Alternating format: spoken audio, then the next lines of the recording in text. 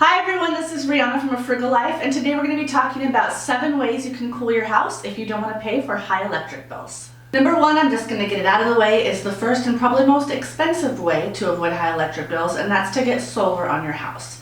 So this is probably only an option if you own your house. I don't know anybody who's ever rented a house and paid for solar for it, but we actually do own our house, and one of the first upgrades we made when we first purchased our house was to invest in solar panels on top of our roof. We did a lot of research. We made sure that we got enough solar panels to cover our roof and cover most of the electricity that happens during the year. It does get a little bit iffy during the summer because that's when we use the absolute most electricity, because we do use our air conditioning more in the summer. In the winter, we don't have an electric heater, we have a propane heater, so we don't use any electricity at all. And we'll talk about that in another video. We don't actually even use our heater during the winter. We just suck it up and deal and stay cold in order to save money and be frugal. If you can afford to invest in solar, I highly recommend it. It will pay for itself over the lifetime of your home. And now let's talk about all the ways you can save money if you don't have solar, or even if you do, save a little bit more money on top of that. So the first thing is to install ceiling fans in all of the rooms that you frequently use.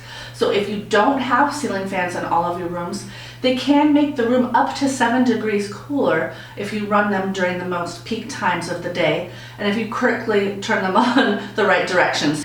So I don't know if you know this, but there is a little switch on the ceiling fan to turn, and one way it gives you warm air and another way it gives you cool air. So that is one of the easiest ways to keep your home cool, is via ceiling fans. They actually do keep it cooler than the fans that you set on the ground or on a table.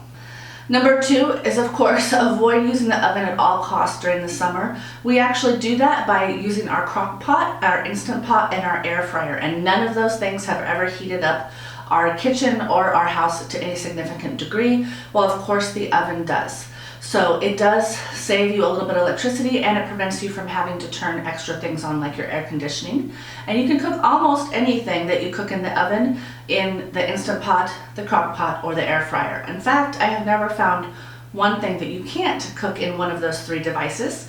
So if you want to, try to stump me down below. Is there anything that you think that you can't cook in one of those 3 items? An Instant Pot, a crock pot, or an air fryer? What has to go in the oven that you think it has to go in the oven? And I'll come back and tell you if you're right. So number 3, I didn't learn about until I purchased a house, and we don't actually have one, but we are looking at installing one. And that is a whole house fan that goes up in the attic and actually ventilates your house during the summer or during hot seasons. So if you want to, if you know if any information about that, I'd love to hear more about it. But that was recommended to me by PG&E, was a whole house fan that will actually ventilate your house during the summer and get some of that hot air out at night when you're sleeping. Number 4, and this one is super easy because you can get them super cheap now, is a programmable thermostat.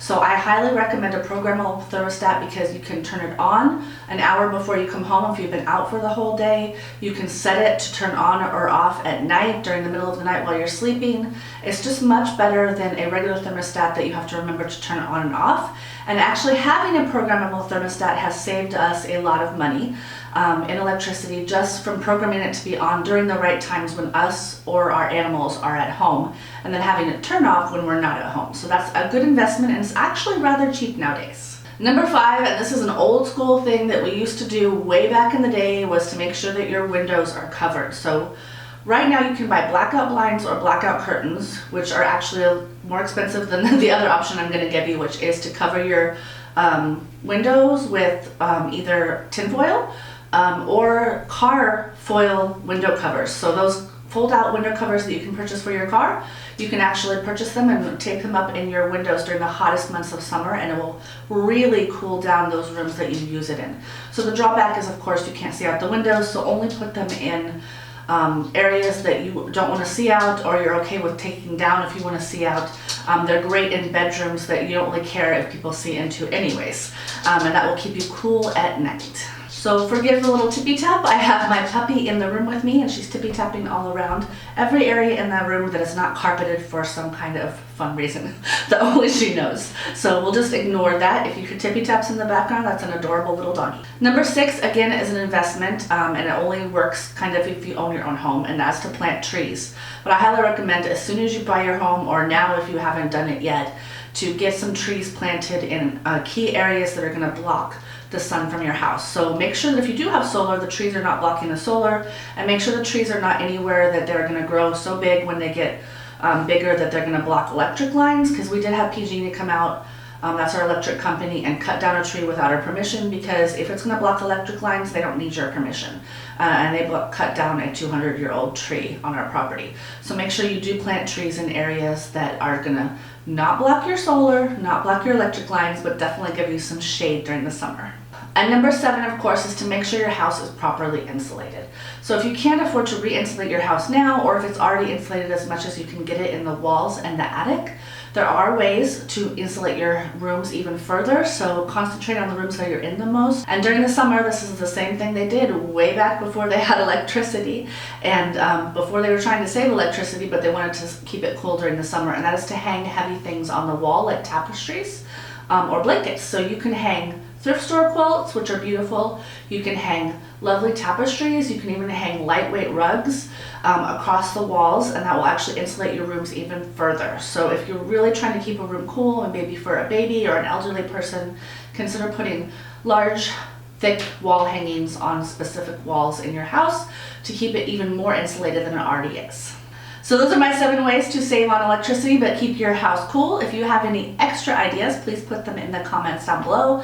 And a lot of these ideas were brought up to us this year when our AC went out during the hottest part of last month, and it was 100 degrees inside of our house. So we did take advantage of a lot of these suggestions that we got either from friends or family, or we've known for a long time, and they did work. So if you have any of your own suggestions, again, put them in the comments down below.